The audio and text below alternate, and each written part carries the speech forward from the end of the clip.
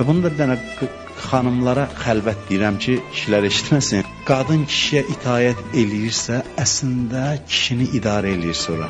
Mən demirəm bu niyyətlə qadınlar hiylə işlətsinlər, yox. Qadın elə vəzifəsinə əməl eləsə, bilirsiniz necə?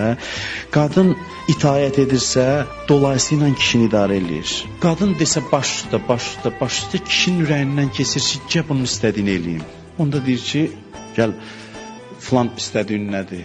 Tələb eləməklə, dava eləməklə nail olmadığına itaətlə nail ola bilir.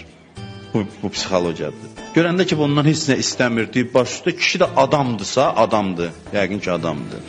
Baxır deyir ki, olmaz belə. Görün, bunun da bir istəkləri var. İndi yenə də deyirəm, hər yerdə istisnalar var. Ondan sui-istifadə eləcək, deyəcək, nə yaxşı elə qoy, canım bundan rahat olsun. O sui-istifadədir. O özü itirəcək. Amma qadının